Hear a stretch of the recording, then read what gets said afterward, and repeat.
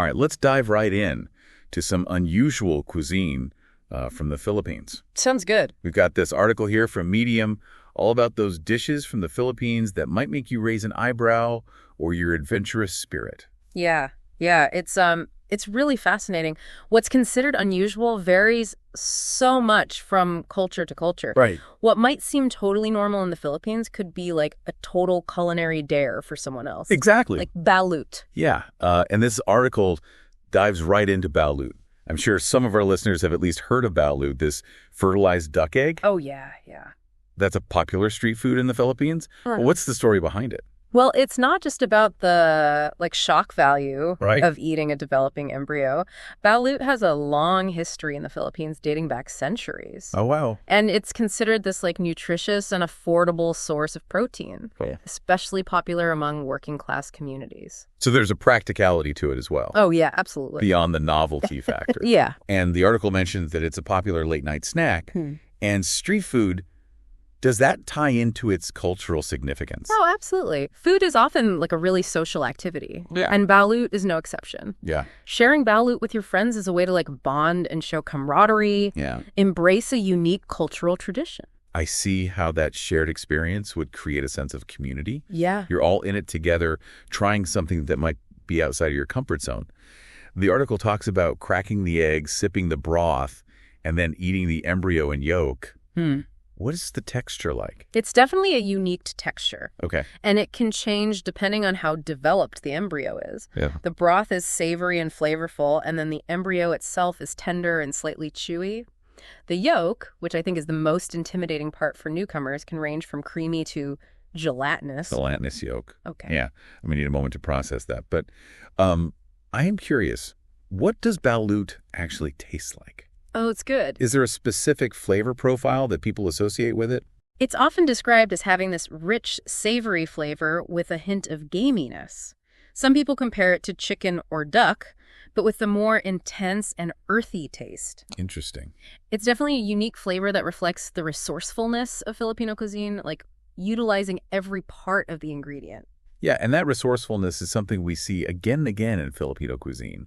Speaking of unique ingredients, this article introduced me to another one that piqued my curiosity, tamalak, which is often called a shipworm. What exactly is a shipworm, and how did it end up on the Filipino dining table? The name shipworm can be a little misleading. Okay. It's not actually a worm, but a type of mollusk. It's found burrowing into the wood of mangrove trees. Oh, wow. Which are abundant in the coastal areas of the Philippines. So it's a seafood delicacy. Yeah. That comes from a surprising source that's fascinating.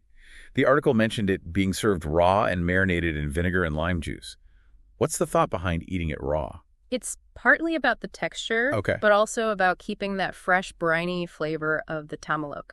The vinegar and the lime juice kind of act as a cooking agent, firming up the texture and adding a tangy brightness to balance out the richness of the mollusk. So it's similar to ceviche in a way. Kind of. Where the acidity of the citrus cooks the seafood. Yeah. Does the vinegar marinade completely mask the flavor of the tamalak? Not completely. Or is there a distinct taste that comes through? It adds its own tang, but the tamalok has a subtle, slightly sweet and briny flavor that still comes through. Interesting. It's often described as having a delicate, almost creamy texture that contrasts with the sharpness of the marinade. So it's a play on contrasting flavors and textures. Yeah. I love how Filipino cuisine isn't afraid to experiment. Yeah. And create dishes that surprise and delight the palate. Exactly. And that willingness to embrace unusual ingredients and flavor combinations is something that truly sets Filipino cuisine apart, pushing boundaries and challenging perceptions of what food can be. Well, we've had our balut. We've explored the world of tamalok. Are you ready to dive into even more unusual Filipino dishes? Let's do it. All right, let's go. When we think about unusual food, we often focus on the ingredients themselves. Right. But what about the way that a culture approaches dining as a whole? Oh, yeah. This article highlights a truly unique Filipino dining experience. Okay. The boodle fight. The boodle fight. What caught my eye is that it's not just a meal, it's an event. It's a fantastic example of how food transcends mere sustenance in Filipino culture. Okay. It's about community sharing and celebrating abundance. So paint me a picture. What exactly does a boodle fight look like? Okay, so imagine a long table. Okay. covered in banana leaves. Okay. Piled high with a mountain of food. All right. Mounds of steaming rice, grilled meats, vibrant seafood, colorful vegetables, even tropical fruits. Wow, it sounds like a feast fit for royalty. It is. But here's the kicker: you eat with your hands. Yeah. No forks, no spoons, just pure, unadulterated interaction with the food. It's like taking a step back in time, connecting with our primal instincts. It's about breaking down barriers, fostering a sense of equality and togetherness. Everyone gathers around sharing the same food, using their hands to scoop and savor the flavors. There's a beautiful simplicity to that. Yeah. It strips away the formality of traditional dining and creates a shared experience that connects people on a deeper level. I can imagine the laughter, the conversations, the shared stories that unfold around a boodle fight. You've hit the nail on the head. It's about creating memories, strengthening bonds, and experiencing the true essence of Filipino hospitality. I love that.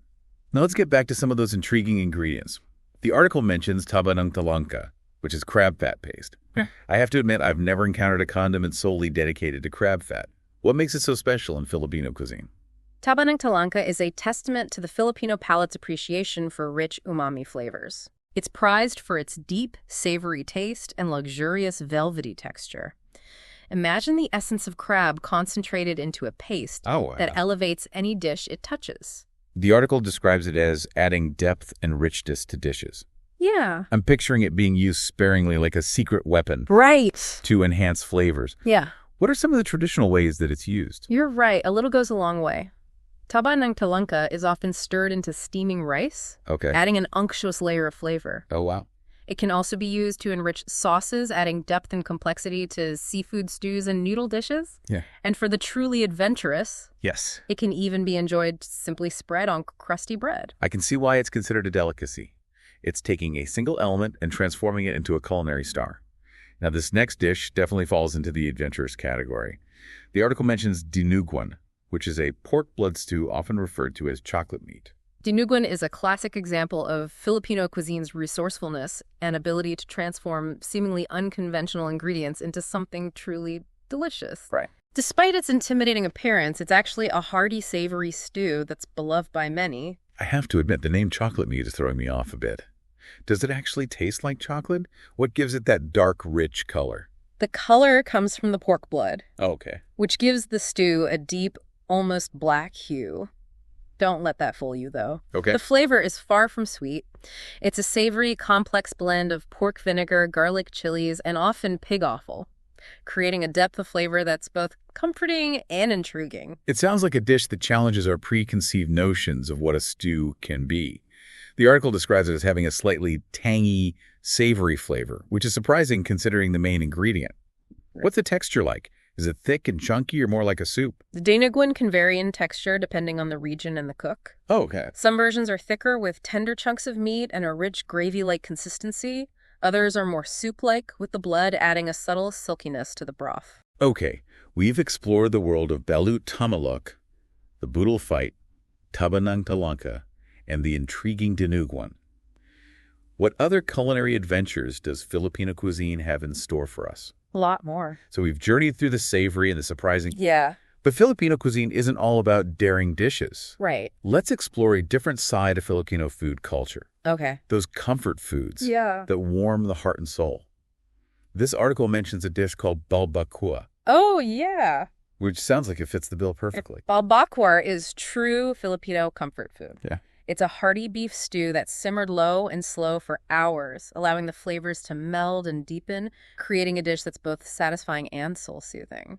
The article describes it as having a rich, savory broth with tender chunks of beef oxtail and beef skin. Yeah. I'm picturing a stew that's perfect for a chilly evening. Oh, yeah. The kind of dish that makes you feel warm from the inside out. You're spot on. Balbakwa is often enjoyed during the cooler months or on special occasions. It's a dish that's meant to be shared, a symbol of warmth, generosity, and the Filipino spirit of bringing people together. I love how food can evoke such powerful emotions and memories. Oh, yeah. It's not just about sustenance. Right. It's about connecting with our culture, our families, and our heritage. Exactly. Now, speaking of unique ingredients, we can't forget about those deep-fried pork mesentery treats. Oh, yeah. The Chicharon Bulaklak. Oh, Chicharon Bulaklak, a dish that transforms the seemingly ordinary into something extraordinary. It's a testament to Filipino culinary ingenuity, taking a lesser-known part of the pig and turning it into a crispy, melt-in-your-mouth delicacy. The article describes them as having a delicate, lacy texture, almost like a savory snowflake. I'm intrigued by the idea of taking something that might be overlooked and elevating that to star status. What's the secret to achieving that crispy, airy texture? The key is in the preparation. The mesentery, that thin membrane surrounding the intestines, is carefully cleaned, then dried to remove excess moisture. This ensures that when it hits the hot oil, it puffs up into those beautiful, airy frills, creating a texture that's both crispy and delicate. I can almost hear the sizzle and crunch. It sounds like a perfect balance of textures. Yeah. Crispy on the outside, slightly chewy on the inside. And, of course, we can't forget about the flavor. What kind of flavor profile are we talking about with Chicharon Bulaklak? It's all about savory, porky goodness, enhanced by a touch of salt and often a squeeze of calamansi, a Filipino citrus fruit, to add a bright, tangy counterpoint to the richness of the pork. Okay, I'm officially craving Chicharon Bulaklak. But before we wrap up our deep dive into unusual Filipino cuisine, we have one last dish to explore, and this one brings us back to the adventurous side of Filipino food culture. Remember the tamalok we discussed earlier, the mollusk found in mangrove trees? Well, there's another way to enjoy it. Kinilaw tamalok, which is raw shipworm marinated in vinegar. Kinilaw na tamalok is definitely a dish for those with adventurous palates. Right. It showcases a different facet of Filipino cuisine, one that embraces raw ingredients and celebrates fresh, vibrant flavors. I'm still wrapping my head around the raw aspect, but I'm trying to keep an open mind. The article mentioned a slightly slimy texture, which I'm hoping the vinegar marinade helps to mitigate. But what about the flavor? What does raw shipworm actually taste like? It's often described as having a delicate, slightly sweet and briny flavor reminiscent of the ocean. The vinegar marinade adds a tangy brightness that cuts through the richness of the tamalok, creating a balanced and refreshing taste. It's fascinating how different cultures approach raw seafood. Yeah. From sushi and sashimi in Japan to ceviche in Peru, and now kinilaw na tamalok in the Philippines. Yeah. It's clear that there's a whole world of culinary possibilities when it comes to enjoying seafood in its raw form. Absolutely. It speaks to the diversity of culinary traditions around the world and the ingenuity of cooks in finding ways to preserve and enhance the natural flavors of ingredients. Well, we've come to the end of our culinary adventure through the Philippines. From balut, the fertilized duck egg that often tops lists of unusual foods, to kinilaw na tamalok, the raw shipworm that challenges our perceptions of what's edible. We've explored a wide spectrum of Filipino dishes, each with its own story to tell about Filipino culture, history, and culinary creativity. It's been a delightful journey. It has. We've seen how Filipino cuisine embraces both the familiar and the unexpected, blending traditional techniques with modern influences to create a culinary landscape that's both comforting and exciting. What stands out to me the most is the spirit of adventure that runs through Filipino food culture. It's the willingness to try new things, to use every part of the ingredient, and to create dishes that surprise and delight the palate. And that spirit of adventure is something we can all embrace no matter where we are in the world. It's about being open to new experiences, challenging our preconceived notions about food, and expanding our culinary horizons. So as we wrap up this deep dive, we encourage you to continue the exploration on your own. Seek out Filipino restaurants, try new dishes, and don't be afraid to step outside your comfort zone. Who knows, you might just discover your next favorite food adventure.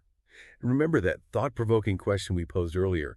What seemingly unusual food in your own culture might surprise someone from the Philippines? Food is a powerful tool for connection, understanding, and expanding our perspectives on the world. Keep that in mind as you continue your culinary adventures. Be open-minded, be curious, and most importantly, keep those taste buds tingling. Until next time, happy eating.